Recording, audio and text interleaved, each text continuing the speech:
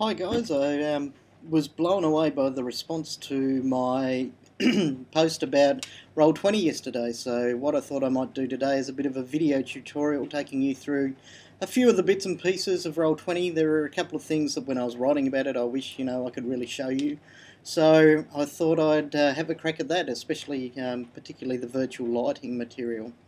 So sit back, relax, enjoy, have a look at how Roll20 works. Thanks very much. Welcome. Well, here's Roll20's homepage.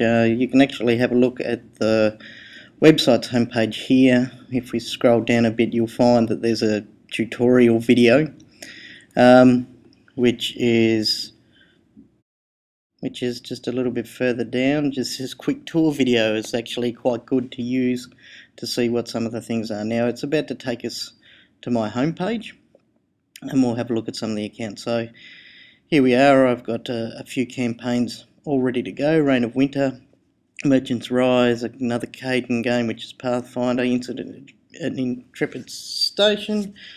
The Reign of Winter ones I play once a fortnight, Merchant Rise a couple of times a fortnight, Caden every now and again. Incident at Intrepid Station was a LugCon thing. So was the LugCon Samurai Bathhouse. The campaigns are still sitting there. I might use them again. And the first game I ever played in was this Dungeon World. Well, it wasn't the first game, but one of the other players' games that I ever played in was Dungeon World, The Crypts of Castle Ravenloft, which was an eye-opener and the first time I played Dungeon World. But I'll create a new campaign. This here is the access to the development server. This is something that you get as a mentor, and you can try all of the cutting edge material as you go. We're not going to do it. We're just going to put it on your regular campaign section, and we'll put a tutorial up and we can have a look at how things are going to go. So we just click on the create new campaign button, and that'll bring us to the section where we can put it in. I'll name it, strangely enough, tutorial.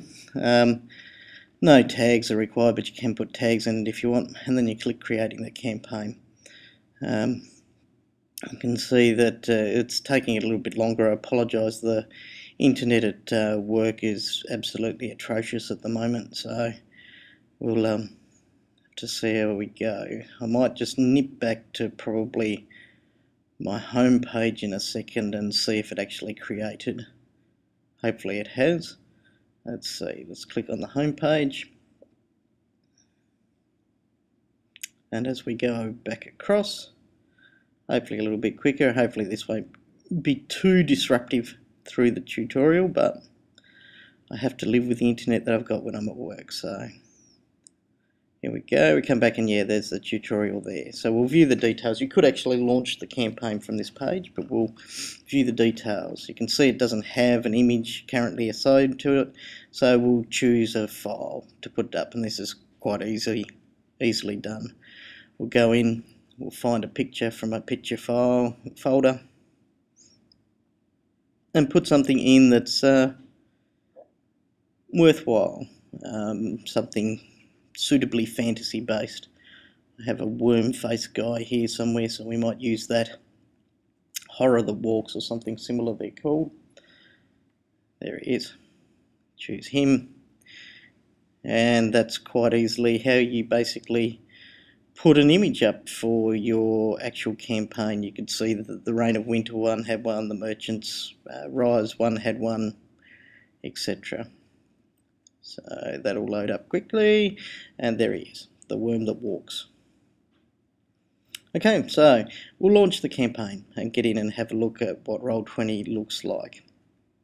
You can launch in a Google Hangout from here, or you can launch them from within Google under the Hangout section. If you used Roll20 with Google before, it'll be there as an option, but we'll just slip across. I do love these loading screens that they have. Got some quite funny material in it, which is fantastic. Here we go, mapping dungeons, determining scale sizes, mapping dungeons again, excellent. I did do a bit of clipping through there. Randomising dice rolls, sort of, that's my favourite one. It's a programming joke in a lot of ways, in that there is no such thing as a random dice roll. Anyway, this is the main screen that you come to when you first start a campaign, and this will be called something like the start page or something like that. In essence, what you're looking at in the main area of the screen is the virtual tabletop. You can see that it's got an identifier for myself down there. There's some kind of absolutely hunky guy there, but it takes up a fair bit of real estate. And if you can imagine that you've got 6 or 7 people in this particular section and all of their images are that size, it becomes to chew up a lot of space of your screen, and that's not what you want when you're dealing with this sort of thing. So this is one of the first things I do. We come up here, which is our options page, and as we scroll down we see a few drop down boxes which you got video and voice, etc., and then video player avatar size. Now we could raise it to large if we're completely insane, or we could make it a small image, which is becoming a bit more manageable, but really what I use is names only. Okay, so we go there, so Mark, it's got quite a bit of space there. I can change my name. Okay, so we'll change it to what I should be known as. Strangely enough, my players call me the game monster though, but I like to think of myself as the awesome gem. I'll also change that colour because I don't like dirty brown, so we'll go to a bright red colour, which is how I'll be identified on screen. So there you go, this is the option screen, bunch of stuff. This is all reasonably new, used to be icons through there, but you can choose some colours for the tokens. And now we're going to use the transmogrifier, which is a new thing that only got added a couple of days ago, and quite honestly I've never used it before, so let's give this a click. What it does is transfers stuff from other campaigns. So if you've got a page that you've set up carefully in another campaign and you think, oh, I could use that for that campaign, we can transfer it across. So we give it a click and it brings it up, and you've got 2 sides. So we've got the tutorial on the right side. This is the one that we're currently in, and we choose another one. I'll choose Reign of Winter, and I'm going to transfer some stuff. So let's transfer the Dragon's Den map. Let's have a look. Let's drag it over. I think. Just drag it into here. I wonder if I have to place it. It looks like it's loading up. Looks like it's there now. That's good. We'll drag a bit of everything else. The characters. We'll drag my critical deck across, which I don't use anymore. I cannot tell you how long it took me to set that up, and I don't like it terribly much, but there you go. That's my grump. We'll grab the handout and pop that across. Doesn't look like I need to do anything specific. And I did have a rollable table, but I got rid of it yesterday. I only did it for testing, so let's have a look now.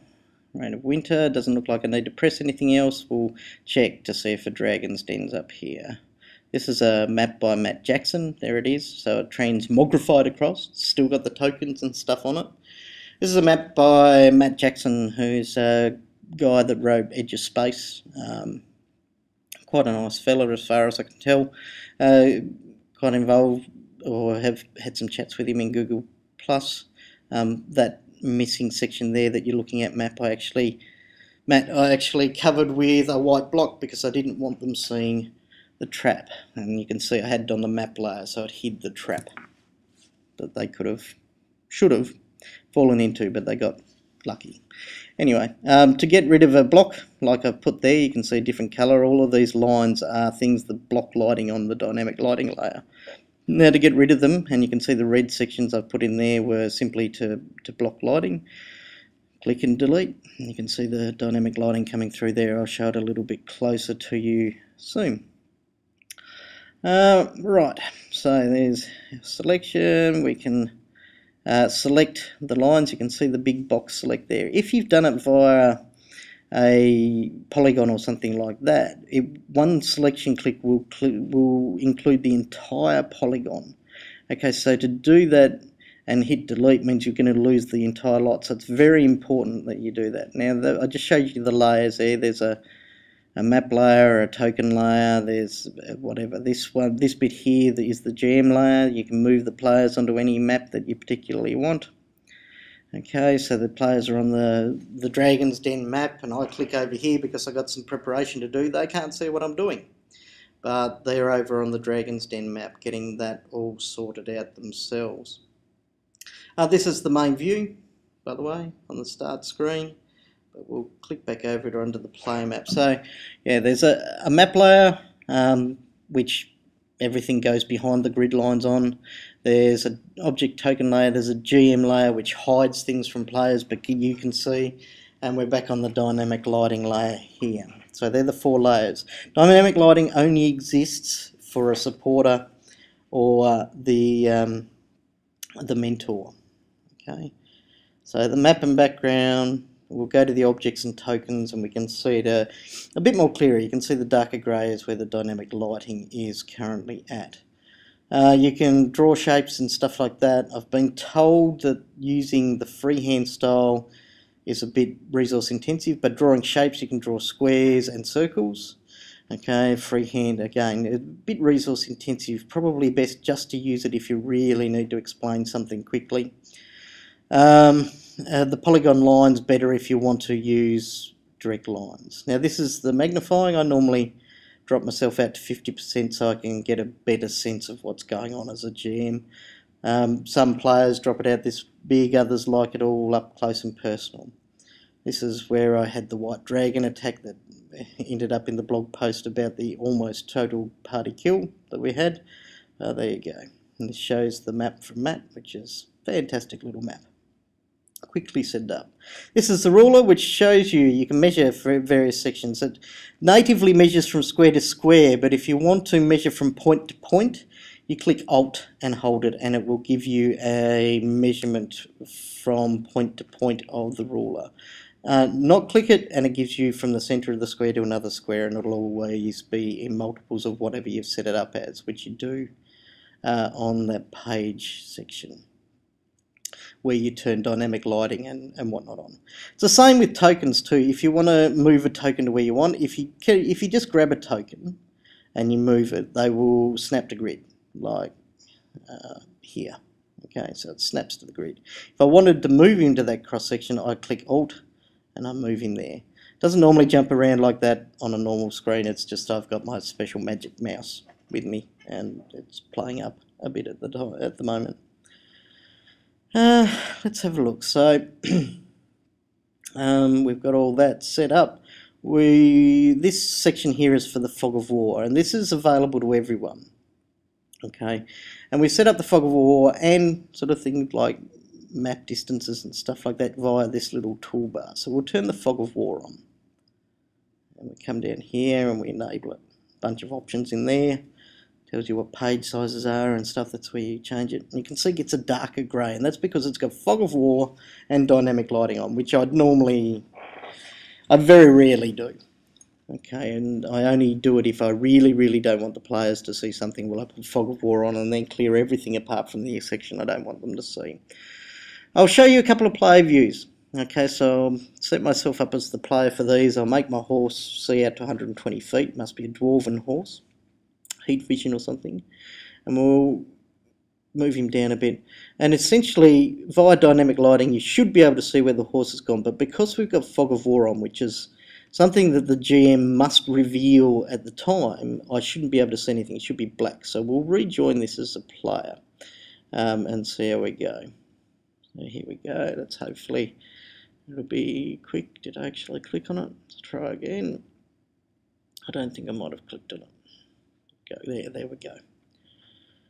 So we'll zip back through the loading screen and we should come back in. Now it'll be all black, so as soon as that Roll20 loading screen disappears, we know that we've reached the map.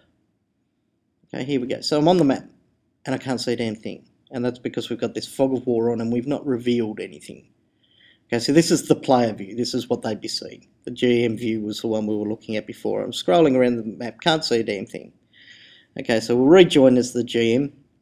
I'll show you how dynamic lighting works, and then we'll come back to fog of war and I'll show you how revealing works and how annoying it can be.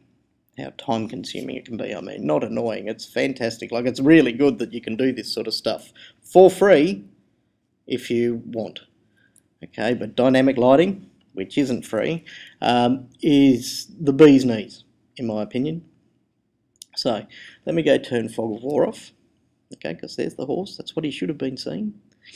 In here, click down, we'll turn fog of war off, and we'll give the comparison by going in as a player again. So I'll shut this page view away, and we'll go and rejoin as a player again. right down the bottom it is. Rejoin as player.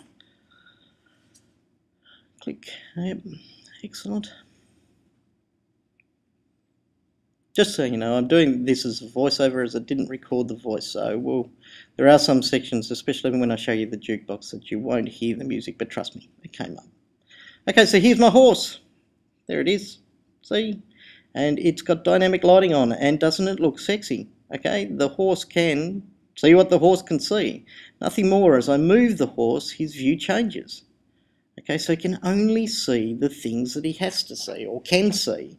And this is perfect when playing a game. It updates as you're dragging and pulling him around. And it's just a brilliant, brilliant thing implemented really, really well. Okay, it tells you specifically. I have people that say, can I see the troll? And I go, I don't know. On your screen, can you see the troll? And they'll go, no. And I go, well, there's your answer then. Okay, have a look around, see what you can see. That's what you can see. And if they can't see it, they can't shoot it. If they can see part of it, it's got cover. Those sorts of issues come out, and it's just fantastic. I fell in love with this when I saw it. When I saw it, it was actually only one of the players had dynamic lighting enabled in the game, and I had to follow him around because he was the guy holding the torch, obviously. And I just wondered how they did it. There was this perfect circle and he was wandering around and it was just lighting up things, and I just thought it was absolutely fantastic. And that's what I want. So, you know, it was a no-brainer for me to come and pay them a subscription for this particular thing. So here we come. We'll nip a bit further down, wander around with my horse. You can see here they did some tracking in the thing, and I drew their little feet prints in there.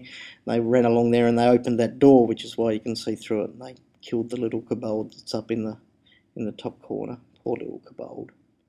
Anyway, we'll go back and have a look as the GM, and I'll show you how you do it in Fog of War and how you reveal it.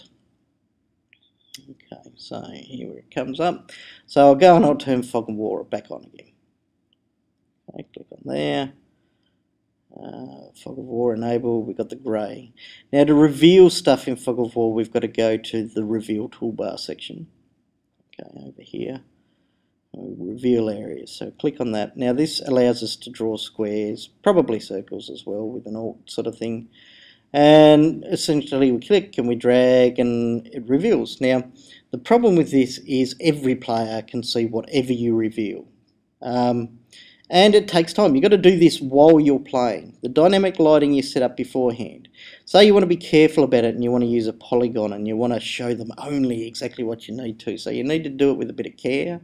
Like here, we'll use the polygon reveal tool, bring it around, click it off, and you can see there I used about 20 seconds to reveal a corner.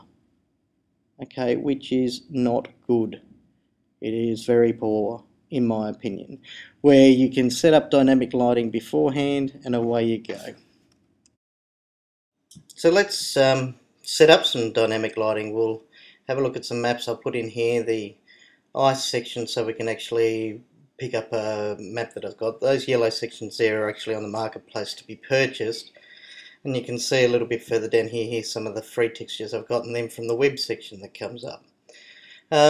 We'll scroll down a little bit. I used a ice cavern, there it is right there, for a troll encounter a couple of days ago, and let's see if we can fill this out, bring it up, and I'll show you how quick dynamic lighting can be to set up. So move the map into place, we'll make it a big map so it covers the entire map. Don't worry, you can actually increase the size of your maps if you'd like to, but we'll bring it all the way out so it encompasses the entire field.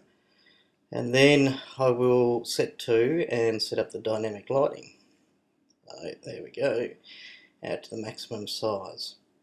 Now to set up dynamic lighting, we need to turn it on, and we do so from this toolbar here in the pages section. We're going to enable dynamic lighting, and you can see the grey field comes up. So what I'm going to do now is I'll switch to, after shutting that page back, we'll switch to the dynamic lighting section. After we send the map to the map layer, so we'll select layer, right click, send it to the map layer, you'll see the grid lines come up. So we'll head to the dynamic lighting and I'll show you how quick it can be. I'm going to set up a polygon. If you do it freehand, it causes a fair bit of lag in the computer, simply because it's easier to do it this way, programming style. Okay, so here we go. Watch how quickly I set this map up. It's fairly quick just to zip around. I actually find I did spend a lot of my time initially with dynamic lighting, making sure that I was right on the edge and that I was using the dynamic lighting so I'd sort of covered every twist and every turn, which can be quite difficult to do at times and quite time consuming. But I noted that the players actually complimented me more when they could see sections of the map, like portions of the wall and stuff, and that way they could more easily visualise things. I'll pop them out there so the players can't see to the side. I don't want them moving out the side, so we'll put that there. But really, quite honestly, this tool as part of Roll20 is just one of the best tools that you can have. It's only available to supporter and mentor levels. Otherwise, you have to deal with the fog of law. I think I've mentioned fog of war. I think I've mentioned that before. But it is quite simple. Like, I mean, it's just click, move, sort of thing. You move yourself around the map reasonably quickly and get your borders of your map done. We'll see as we head along here that, quite honestly, I think I spend less than probably 2 or 3 minutes putting the borders on this particular map. As you can see, bring that around here, and almost the borders of the map are done. Once I sort of get up and around here, we don't need to be terribly careful with the outside because essentially the players should never see it. So I could actually just stop it there, but I'm a bit careful about doing things so I can enclose them off. I love my polygons to be closed polygons. Here we go down to the bottom, and then we'll move on to the next segment, which is this last little portion here. And from there we'll sort of play about with dynamic lighting in a little bit more of a focused way. So we'll bring it across so again they can't see around the sides, don't even know that it'll be there. Come up along this way and see this is a fairly small section, so it'll take no time at all. Okay, bring it around there, down here, and close it off. Okay, the last thing I'll do, I'll put a boulder in here. I'll show you how to use the circle tool. And also something that I tend to do. So if we were going to put a door or a boulder or something that could be removed, I change the colour. And I change it over to this with the Alt down. I can click and hold. I did mention the internet was slow at the moment, and that's just a big red box saying you're not connected to the server. It'll come back alright in a moment. But we're going to put a boulder in here, and that boulder will be able to be moved. To save time, I change things that can be moved. I generally turn them red, and I normally use, these are the two colours I normally use. Things that can be removed, in other words, clearing the dynamic lighting layer so people can see past them, I put in red. The other stuff I put in blue. I know not to click on the blue stuff and delete it, and with the red stuff I know that's what I need to click and delete. I know it's fairly simple. Okay, that's the boulder shape, but it separates things out, and by doing that it makes sure that you don't include a door in a big polygon or something like that, and then you find out the only way to get rid of that door is by deleting the entire polygon and opening up a huge section of map for the players to see, which is not good. So I've put the circle in. I'll find something for the boulder. Of course, it's still not connected to the internet, so hang on a minute, we'll find it on Maps and Tiles anyway. Oh, here we go. Yep, the internet's back. And look at that, perfect thing. An unnatural boulder that we can stick in there.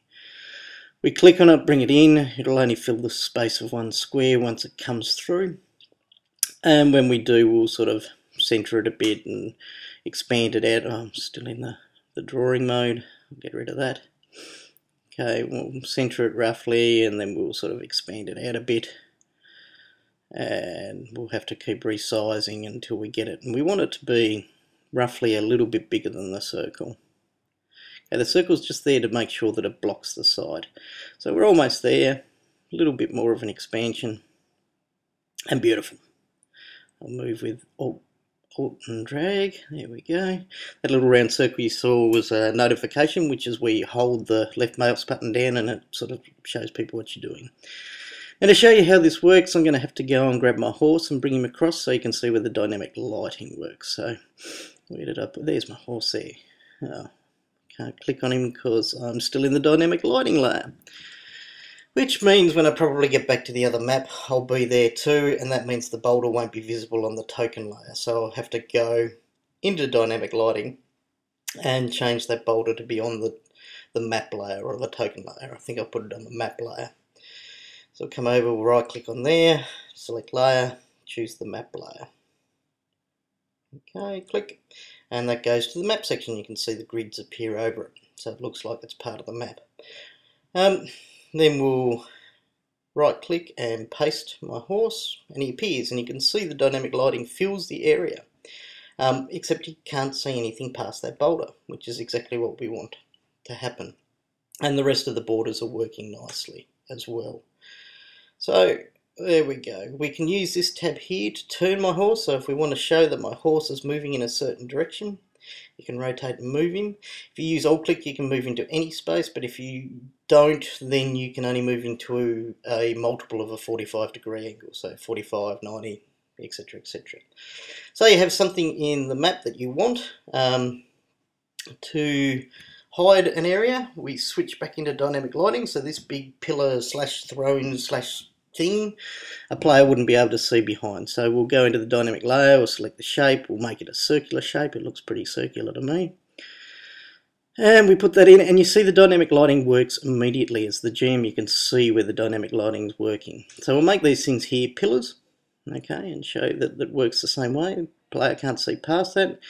So if somebody was behind those pillars or sort of thing and hiding in there, the player wouldn't see them because it would be purely black. Say a goblin was using them for cover or something. So it's an excellent way of doing it. Now, I'll finish these off just to be complete. And maybe that chest there, we'll turn that into a little square. Oh, looks like the internet's gone again.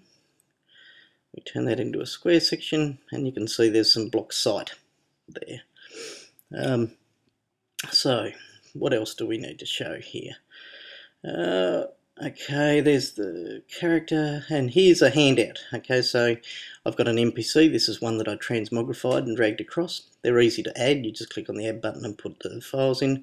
Here's a character sheet. My players don't use the character sheets in here. Pathfinder character sheets are fairly complex. It'd be nice if we had some, templates to use. Go to the options, and we'll come down here and we'll add a macro. So I'll show you how the macro works. Okay, we'll put one in here, roll the dice or something, although you want it to be nice and short of a name. So roll the dice is too long, so we'll probably just call it roll. Okay, that way if you type hash roll in afterwards, you do it. So you put your commands in here. /me gives you a flavor text thing. It'll say the game master, and then you type is rolling a d20.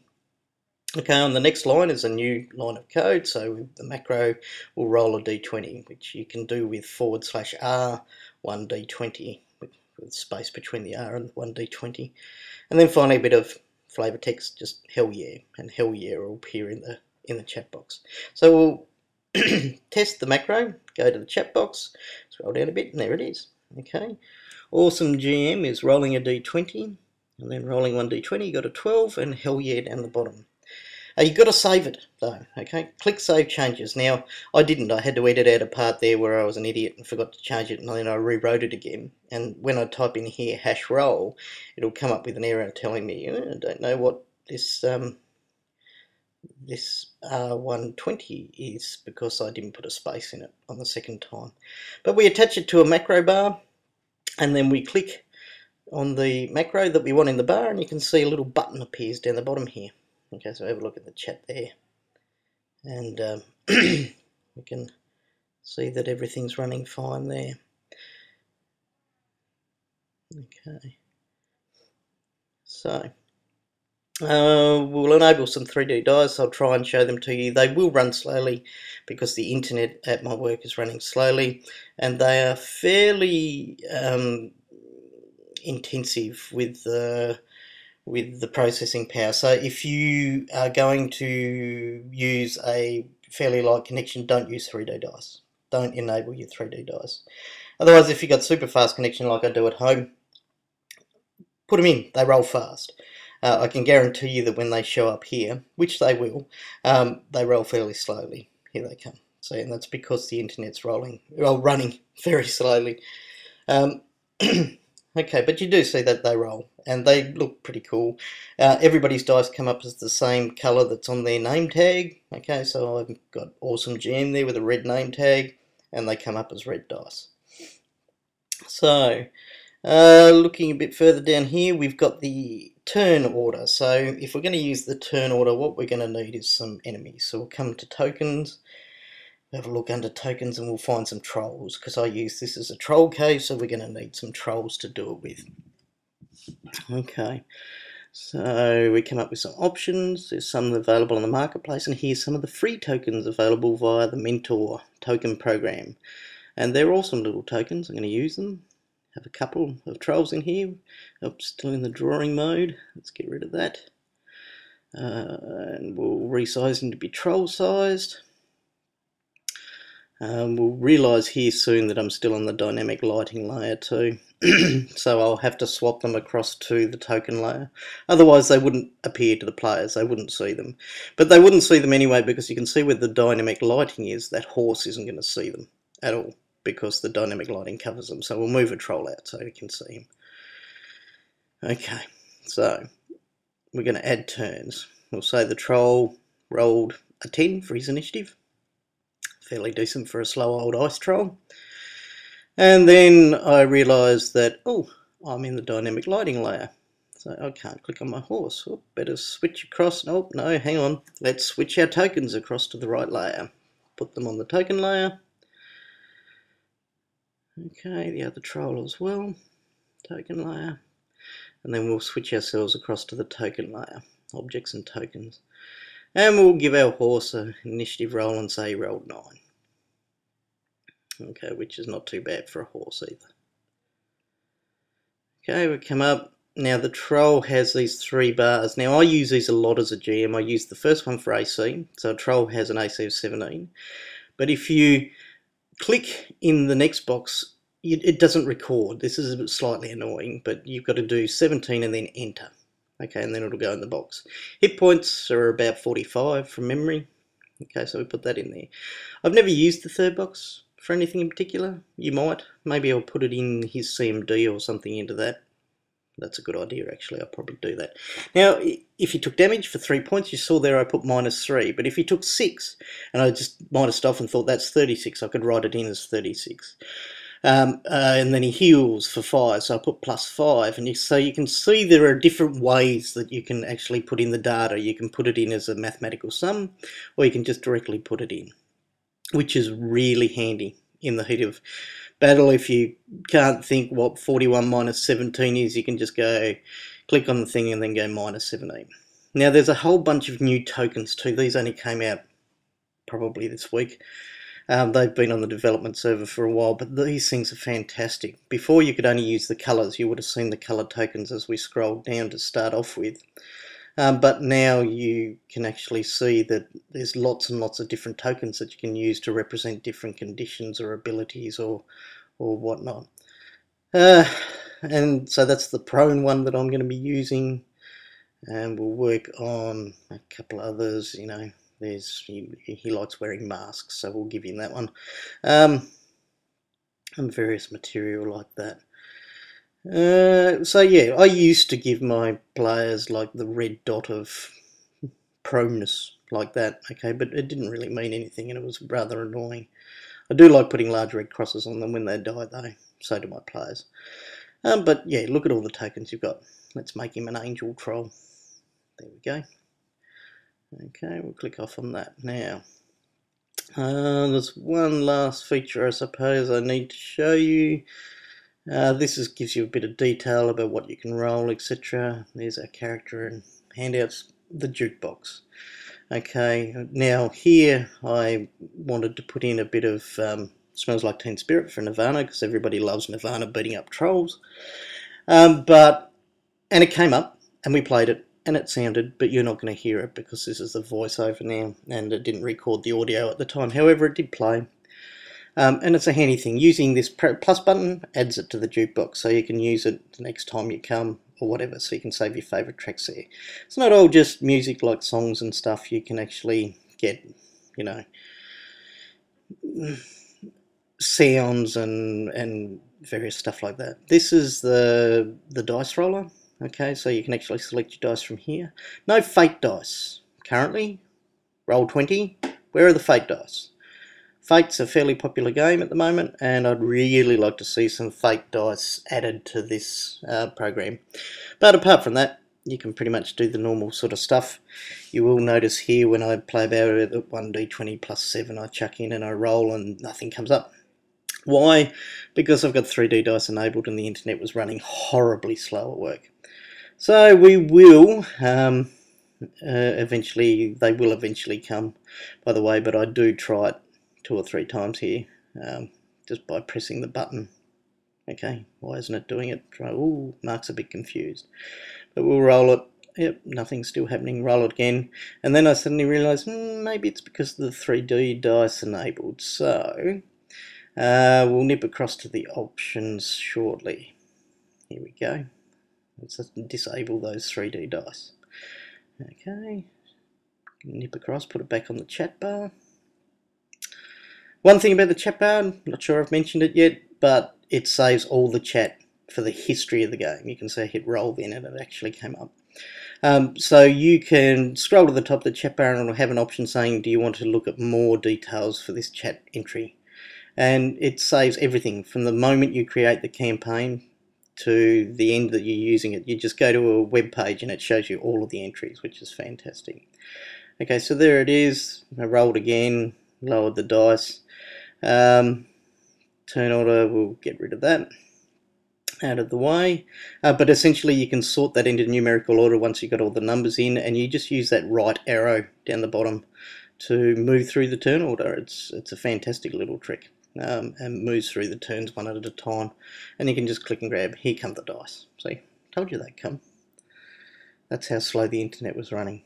And by the way, they were really, really bad rolls, but hey, you've got to live with what you get.